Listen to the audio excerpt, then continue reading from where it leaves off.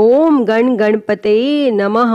बोले गणेश जी महाराज की जय, बुध देव की जय।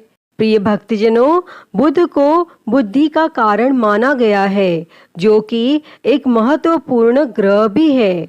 अगर किसी की कुंडली में बुध खराब हो तो उसके जीवन में कभी भी तरक्की नहीं होती है, साथ ही उसे कभी भी कामयाबी नहीं मिलती है। बुध को व्यापार और बहन बेटी का कारक भी माना जाता है। इस दिन भगवान गणेश का दिन होता है, जो कि बुद्धि के देवता माने जाते हैं, जो अपने भक्तों के सभी विघ्न बाधाओं को हरण कर लेते हैं।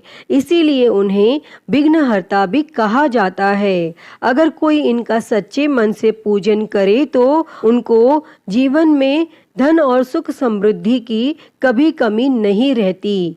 और भगवान गणेश, जिन्हें विघ्नहर्ता भी कहते हैं, उनकी पूजा अर्चना करने से जीवन के सभी दुख दूर हो जाते हैं। और इस दिन व्रत रखने का भी विधान है। अगर कोई इस दिन सच्चे मन से गणेश जी की आराधना करता है तो उसके जीवन के सभी कष्ट दूर हो जाते हैं। तो आज हम इस वीडियो में बुधवार की व्रत कथा सुनेंगे। इस कथा को सुनने अथवा पाठ करने मात्र से आपके जीवन में धन, बल, बुद्धि, विद्या की वृद्धि होती है तथा आने वाले सभी संकटों का नाश होता है। तो आइए सुनते हैं। उससे पहले आप सभी प्रेम से बोलिए श्री गणेश जी महाराज की जय, बुध देव की जय। प्राचीन काल की बात है। किसी ग्राम में एक साहूकार अपनी पत्नी के साथ रहता था। पति पत्नी दोनों भगवान गणेश जी की पूजा करते थे और दिन दुखियों की मदद करने के लिए हमेशा तत्पर रहते थे। और ईश्वर की कृपा से उनके पास धन धान्य की कोई कमी नहीं थी। कमी थी तो बस एक संतान की। पति पत्नी संतान नहीं होने से दुखी रहते थे। तब गांव वाले संतान न होने की वजह से उन्हें हमेशा ताने सुनाते थे। पर साहूकार और उसकी पत्नी को ईश्वर पर पूर्ण विश्वास था। ईश्वर ने जरूर कुछ अच्छा सोच के रखा होगा हमारे लिए, ऐसा सोचा करते थे।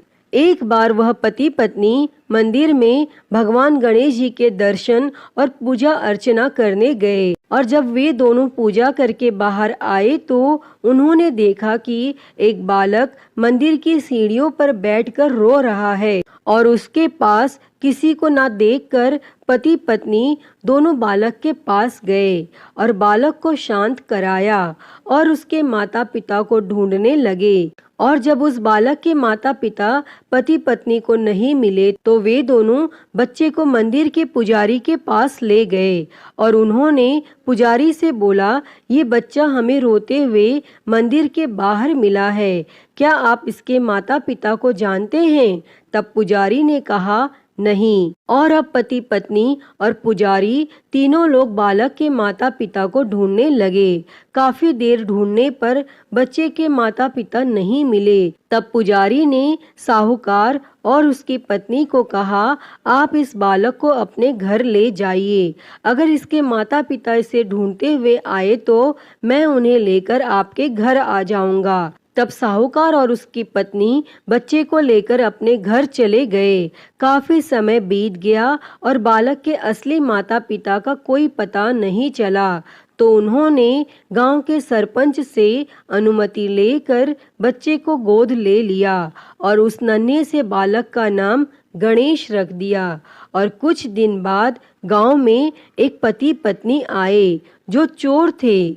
गांव में जाकर उन्हें पता चला कि गांव में सबसे ज्यादा धनी व्यक्ति साहूकार है, जिसकी कोई संतान नहीं है। और उन्होंने एक बच्चे को गोद लिया है जिसके माता पिता का कोई पता नहीं है। और वे दोनों चोर पति पत्नी अब विचार करने लगे कि साहूकार को कैसे लूटा जाए। तभी उन्होंने योजना बनाई कि वे दोनों बच्चे के असली माता पिता बनकर जाएंगे।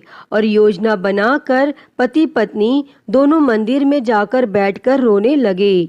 उन्हें रोता देखकर मंदिर के पुजारी आए और उनके रोने का कारण पूछने लगे। पति पत्नी ने बताया कि आज से 4 साल पहले इसी मंदिर में हमारा बच्चा खो गया था। उसे ही याद करके हम रो रहे हैं और तब से हम अपने बच्चे को अलग अलग जगह खोज रहे हैं, पर वह हमें कहीं नहीं मिला। तब पुजारी ने बोला, एक बालक है जो उन्हें 4 साल पहले मंदिर की सीढ़ियों पर मिला था। शायद वह आपका ही पुत्र हो। वह बालक गांव के साहूकार के घर पर है। आप लोग मेरे साथ चलिए, मैं आपसे आपके पुत्र को मिलवाता हूँ। और इतना कहकर पुजारी उन दोनों पति पत्नी को लेकर साहूकार के घर चल दिए। और वहां जाकर पुजारी ने साहूकार को बताया कि गणेश के असली माता पिता मिल गए हैं और वह गणेश को लेने आए हैं। और यह सुनते ही साहूकार और उसकी पत्नी दोनों बहुत दुखी हुए, लेकिन वे दोनों गणेश को उसके असली माता पिता को सौंपने के लिए तैयार हो गए। और शाम का वक्त था। साहूकार ने उन दोनों पति पत्नी से बोला, आप लोग आज विश्राम करें और कल प्रातः काल होते ही निकल जाइएगा। और यह सुनते ही पति पत्नी दोनों खुश हो गए, क्योंकि उन्हें चोरी करने का मौका मिल गया था। और तब रात्रि को जब साहूकार और उसकी पत्नी सोने चले गए, तभी दोनों चोर पति पत्नी उठे और चोरी करने के लिए तिजोरी को तोड़ने लगे। और आवाज सुनकर घर का नौकर जग गया और उसने जाकर देखा तो वही पति पत्नी थे जो खुद को गणेश का माता पिता बता रहे थे। तब नौकर ने कमरे का दरवाजा बाहर से बंद कर दिया और तेजी से मालिक को बुलाने लगा।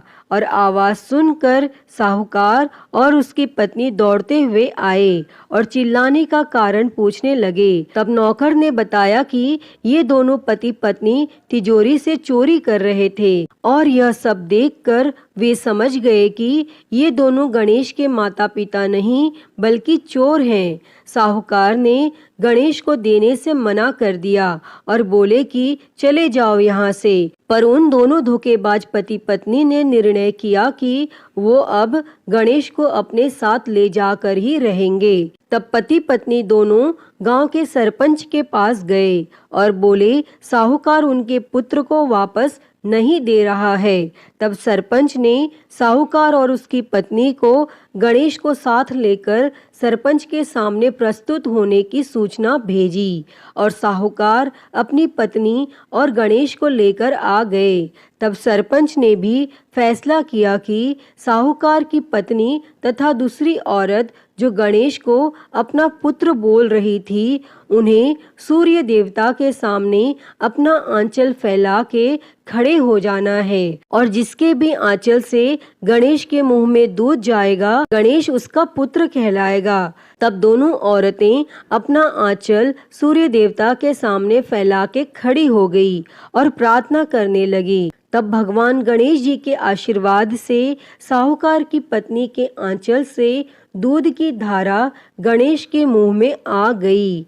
और यह देखकर साहूकार और उसकी पत्नी बहुत खुश हुए और सरपंच ने गणेश को साहूकार को सौंप दिया और वहां खड़े सभी लोग भगवान गणेश जी की जय जयकार करने लगे। अतः हे गणेश भगवान जी, जैसी कृपा आपने साहूकार और उसकी पत्नी पर की, वैसी ही कृपा इस कथा को कहते, सुनते और हुंकारा भरते सब पर करना। तो सभी प्रेम से बोलिए गणेश जी महाराज की जय।